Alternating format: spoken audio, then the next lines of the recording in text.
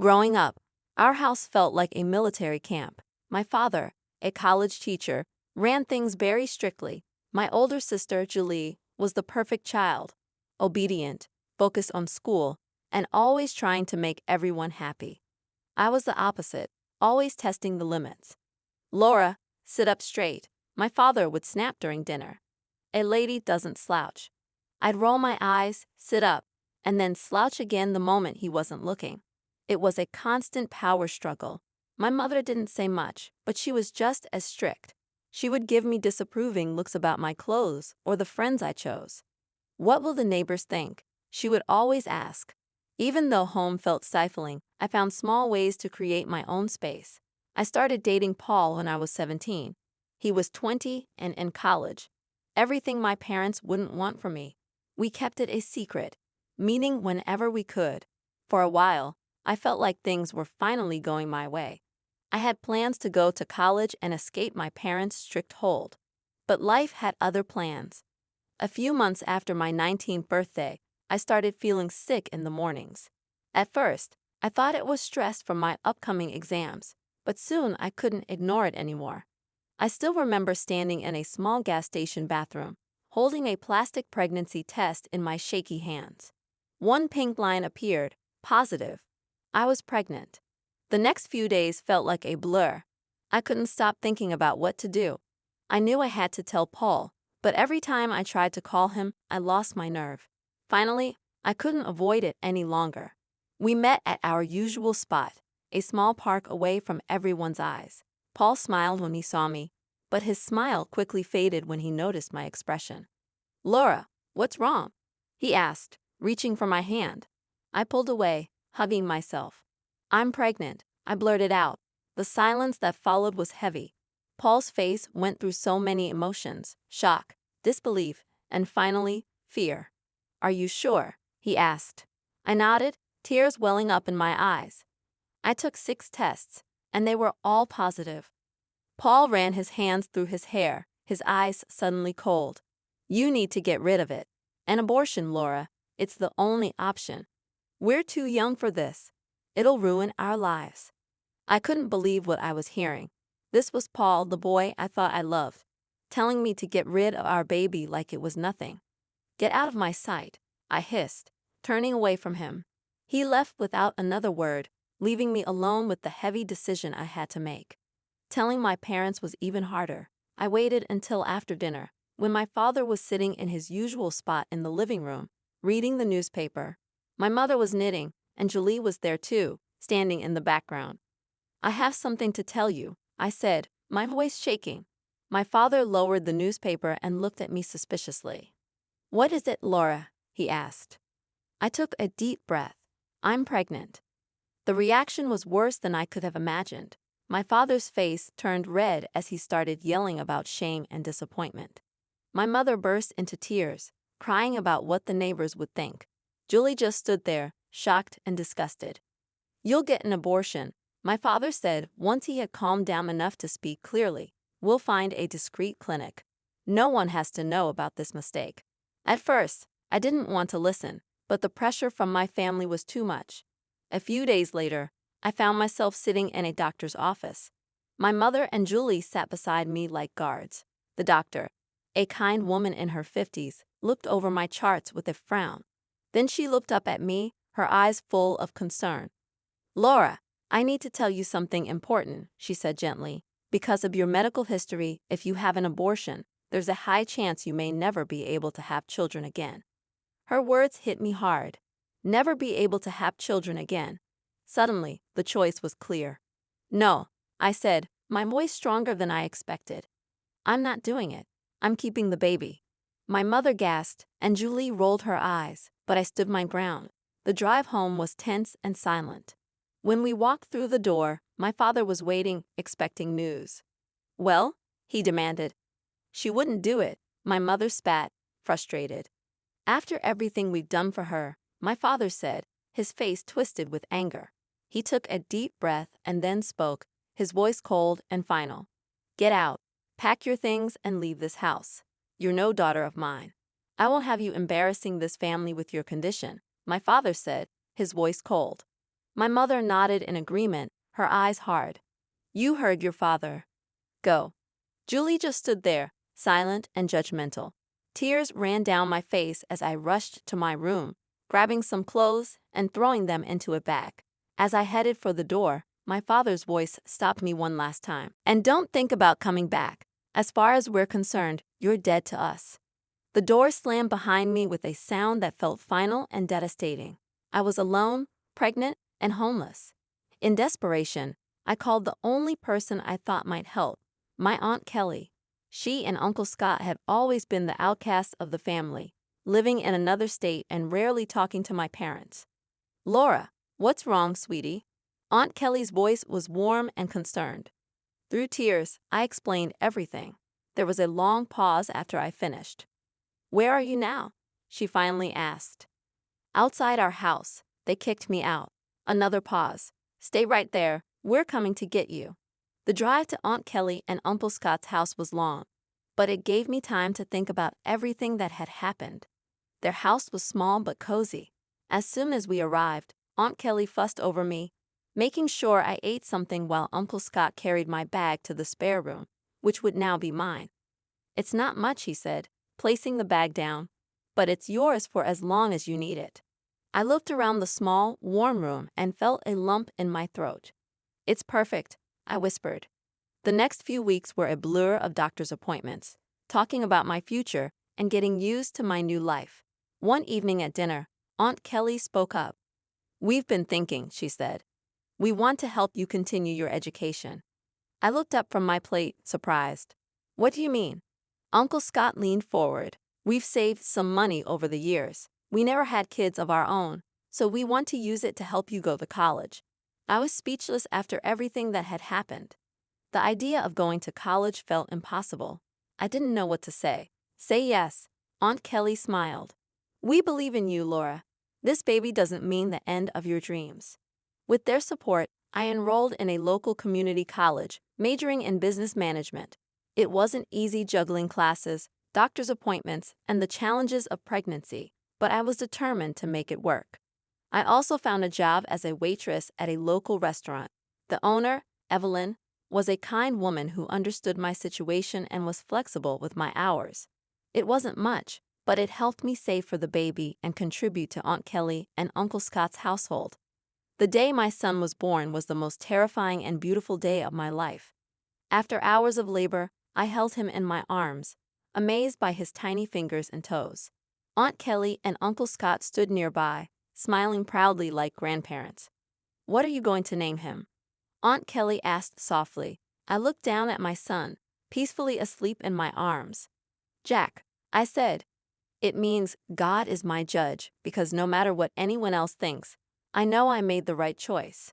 As I adjusted to being a mother, juggling a newborn with college classes and work, I often thought about my parents and Julie. Did they know about Jack? Did they regret what they had done? But I pushed those thoughts aside. I had a new family now, one that accepted and loved me unconditionally. One day, during a rare break, I was scrolling through social media when a post caught my attention. It was from Julie. My heart skipped a beat as I read it. Excited to announce that Paul and I are engaged. Can't wait to start our life together. The photo showed Julie smiling, her arm around Paul, the same Paul who had abandoned me and our child. They looked so happy, like nothing had ever happened. A wave of emotions hit me, anger, hurt, and betrayal. But then I looked over at Jack, peacefully playing in his crib, and I realized something important. I didn't need their approval, I didn't need their love. Everything I needed was right here. The years went by quickly, in a blur of diapers, textbooks, and late-night study sessions. My last semester was especially tough. I was taking extra classes to graduate on time, still working at the restaurant, and taking care of an energetic 5-year-old. Graduation day was filled with emotions. As I stood in line to receive my diploma, I looked into the crowd and saw Aunt Kelly and Uncle Scott beaming with pride. Jack sat on Uncle Scott's shoulders, waving excitedly whenever he caught my eye. The real surprise came later, at the graduation party Aunt Kelly and Uncle Scott threw for me. While we were celebrating, Evelyn, my boss from the restaurant, pulled me aside. "Laura, I have an offer for you," she said with a smile. "I'm looking for a new restaurant manager, and I think you'd be perfect for the job." I was shocked. "Me? But I've only been a waitress." Evelyn waved her hand, dismissing the thought. "You've been so much more than that. I've seen how you handle tough customers, how you organize the staff, and how you've balanced work, school, and motherhood. That's the kind of dedication and skill I need in a manager." It felt like a dream come true, a steady job with better pay and regular hours. It was exactly what Jack and I needed to start our new life. The next few years were full of positive changes. I threw myself into my new role at the restaurant, learning everything I could about management and business. Jack started school and grew into a smart, curious boy who loved to read and play baseball. It was at one of Jack's Little League games that I met Frank. He was there with his son, Tyler, who was playing on the other team. We started talking, and I was instantly drawn to his kind eyes and easy laugh. "Single dad?" I asked, noticing he was alone. He nodded, a sad smile crossing his face. "Widow, actually. Tyler's mom passed away when he was a baby. My heart ached for him." "I'm so sorry. That must be hard." "It is," he admitted, "but we manage." "How about you? Single mom?" I laughed. "Is it that obvious?" Our relationship developed slowly. We were both careful, having been hurt before and with our children in the picture. We didn't rush things, but as months passed, I found myself falling for Frank. He was kind and patient, and Jack adored him. A year after we met, Frank proposed. It wasn't anything dramatic, just a quiet moment in his backyard with our boys playing nearby. Our wedding was small and intimate, with only close friends and family. As I walked down the aisle with Jack proudly by my side as the ring bearer, I caught Aunt Kelly's eye. She was crying, but her smile was radiant. Life with Frank, Jack, and Tyler soon settled into a comfortable rhythm. A couple of years after our wedding, we were blessed with another addition to our family. Our daughter, Betty, was born on a warm spring morning. As I held her in my arms, with Frank, Jack, and Tyler gathered around the hospital bed, I felt a sense of completeness I had never known before. I loved all three of my children equally: Jack and Betty, my biological children, and Tyler, my stepson. Blood didn't matter, they were all my kids. One evening, Aunt Kelly was over, helping with the kids, when we were startled by a familiar voice coming from the TV. There, larger than life, were my parents. My father stood at a podium, waving to a cheering crowd. The ticker at the bottom of the screen read, "Adam Johnson announces his candidacy for mayor." My heart nearly stopped. It had been years since I had seen my parents, even if only on a screen. My father looked older, his hair grayer, but his eyes still had that same stern, determined look I remembered so well. As we watched him speak about family values and moral integrity, Aunt Kelly's face twisted with anger. "Hypocrites," she spat, her voice shaking with fury. I turned to her, shocked. "Aunt Kelly?" She took a deep breath, her eyes never leaving the screen. "There's something you need to know, Laura. Something they've kept hidden for years." "What?" I asked, confused. What she told me next shook me to my core. Many years ago, before Julie and I were born, my parents had their first child, a boy. But he was born with severe physical disabilities without legs. Instead of loving and caring for him, they left him at the hospital, too afraid he would embarrass them. I felt a whirlwind of emotion, shock, disbelief, and a deep sadness for the brother I never knew. "Why didn't you tell me sooner?" I asked Aunt Kelly, my voice shaky. Her eyes filled with tears. "I'm sorry, Laura. I should have, but after what your parents did to you, I didn't want to add to your pain." That night, after the kids were in bed, I made a decision. I needed to find my brother. With Frank's support, we hired a private investigator. Weeks went by, and finally we had a lead. My brother was alive, and against all odds, he had thrived. He was a successful writer, married with kids of his own. He had been adopted by a wealthy family that had given him every chance to succeed. Meeting him for the first time was surreal. Even though he looked different, I could see parts of myself in his face. His name was Larry, and he greeted me with a warm smile and open arms. "I always knew I had a biological family out there somewhere," he said softly. I just never thought I'd find a sister. Over the next few months, Larry and I became close. I introduced him to my family, and he welcomed us into his. His wife, Julia, a coincidence that made me laugh, and their 2 children became part of our extended family. 22 years had passed since the day my parents kicked me out. Life had moved on, bringing both joy and sorrow. My oldest, Jack, was now 20 and had just started college on a baseball scholarship. I couldn't have been prouder of the man he was becoming. One lazy Tuesday afternoon, I was scrolling through news articles when a familiar face caught my eye. It was my father, looking older but still carrying that same air of self-importance. The headline read, "Mayor Adam Johnson discusses family values in an exclusive interview." Gasps and whispers spread through the crowd. I saw people's disgusted looks aimed at my parents, who seemed to shrink in their seats. For years, I've heard them talk about family values and morality. I said, my voice full of emotion, but their actions told a different story.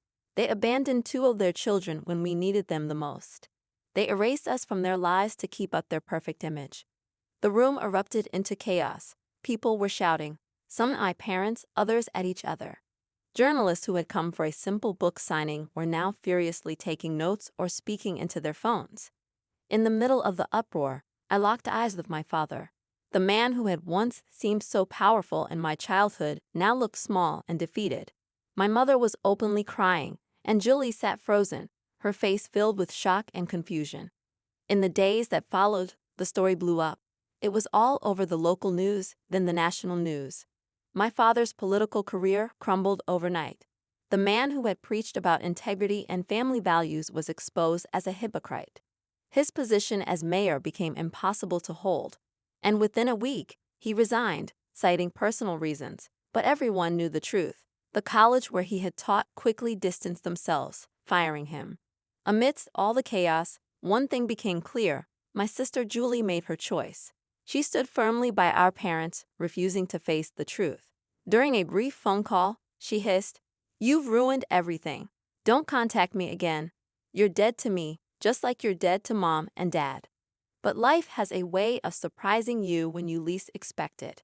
A few days later, I got a call from a number I hadn't seen in over 22 years. It was Paul, Julie's husband and the father of my eldest son. "Laura," he said, his voice hesitant and almost shy. "I've been thinking about us, about what happened. Julie and I. We can't have children, and I thought, well, we have a son together. Maybe we could be a family." I couldn't help but laugh. "Paul, you made your choice 22 years ago. You left me when I was pregnant with your child. You married my sister, and now, just because you can't have children with her, you think you can come back to me? No, that's not how it works." "But, Laura." "No, Paul. I have a wonderful husband and a beautiful family. I don't need you, and I certainly don't want you. Goodbye." I hung up, feeling a sense of closure I didn't know I needed. But the surprises didn't stop there. The next day, I got another unexpected call, this time from Paul's parents. "Laura?" a tentative voice asked. "This is Lauren, Paul's mother. We just found out about Jack. Is it true? Do we have a grandson?" The conversation that followed was emotional and eye-opening. Paul and my parents had told them I'd had an abortion and run away. They'd spent years believing their grandchild never existed. "We'd like to meet him," Lauren said, her voice trembling. "If that's okay with you. Of course, we understand if you don't want us in your lives." I thought for a moment. Paul's parents weren't responsible for what Paul did or for the lies my parents told. They had been deceived, too. "Okay," I said finally. "I'll talk to Jack and see if he's open to meeting you." The meeting between Jack and his grandparents went surprisingly well. There were tears, hugs, and lots of catching up. Jack, always kind-hearted, welcomed them with open arms. In the months that followed, life settled into a new normal. Lauren and her family became a regular part of our lives, filling our home with laughter and love. Aunt Kelly and Uncle Scott doted on all the grandchildren, biological or not. As for my parents and Julie, I only heard bits and pieces about them. They had moved away, trying to escape the scandal. Part of me felt sorry for them, but I knew I had done the right thing by telling the truth. Curiosity got the better of me, and I clicked on the video for a few minutes. I listened as my father talked about the importance of family and moral values. Then the interviewer asked about his children. My father's face softened into what I knew as his public sympathy look. I have one daughter, Julie. She's the light of our lives. Tragically, we lost two of our children. The pain never goes away, but it's made our family stronger. For days, I seethed with quiet rage. How dare they? How dare they erase me and Larry, pretending to be tragic, sympathetic figures? Almost as if fate was stepping in, Larry called. Laura, guess what? I'm doing a book signing in our hometown next week. It would mean the world to me if you could come. I wouldn't miss it for the world, I told him, a plan already forming in my mind. The following week, I found myself back in the city where I grew up. As I walked through the familiar streets, memories came rushing back, some good, but many painful. I pushed them aside, staying focused on what I needed to do. The book signing was being held in the grand ballroom of the city's most prestigious hotel. As I entered, I realized Larry hadn't been exaggerating. Half the town seemed to be there. Local celebrities, business leaders, and politicians were all mingling, waiting for the event to start. And there, in the front row, sat my parents and Julie. My father, now the mayor, looked every bit the part of a distinguished politician. My mother, elegantly dressed, smiled and nodded at people she knew. Julie sat beside them. They hadn't noticed me yet. I found a seat near the back, my heart pounding so loudly I thought everyone could hear it. Larry rolled onto the stage in his wheelchair to loud applause. He looked confident and comfortable in the spotlight. As he began talking about his book and his life, I saw my parents nodding, trying to look sympathetic. I was born with a severe disability, Larry said. No legs and other health issues. My biological parents abandoned me at the hospital, unable or unwilling to care for me. I watched my father closely, but his expression didn't change. No recognition, no shame, just the practiced look of a politician showing concern for someone else's story. It's a sad story, Larry continued, but I was lucky. I was adopted by a wonderful family who gave me every opportunity to succeed. Still, I'd always wondered about my birth family, who they were, and why they gave me up. The room was completely silent. Everyone focused on Larry as he spoke. My heart raced, knowing the moment that would change everything was coming. Then Larry smiled, his eyes sparkling with a mix of humor and determination. But that's not the end of my story, he said. You see, I found my family. My sister Laura is here today. He turned toward me, extending his hand. Laura, would you join me on stage? A gasp spread through the audience as I stepped into the spotlight. Many faces showed recognition. After all, I had grown up in this town. But the most dramatic reactions were in the front row. My parents' faces went pale, their expressions shifting between shock, fear, and realization. Julie looked like she had seen a ghost. They knew their carefully built image was about to fall apart. My parents stood quickly, clearly planning to make a fast exit, but I wasn't about to let them escape the truth again. Mom, Dad, please stay, I called out, my voice echoing through the now silent room. I think it's time we had an honest conversation, don't you? My parents froze, trapped by the eyes of the entire audience. Slowly, reluctantly, they sat back down. I took a deep breath. Many of you knew me growing up. You knew my family. But there's a lot you didn't know, a lot that's been hidden for far too long. And then I told them everything. I revealed how my parents had abandoned Larry at the hospital because they were ashamed of his physical differences, how they had hidden his existence, building their reputation on lies. And then history repeated itself. I continued, my voice growing stronger. When I got pregnant at 19, they didn't offer support or understanding. They demanded I have an abortion, even though doctors warned it could leave me infertile. When I refused, they kicked me out, pregnant, alone, and abandoned, all to protect their perfect image.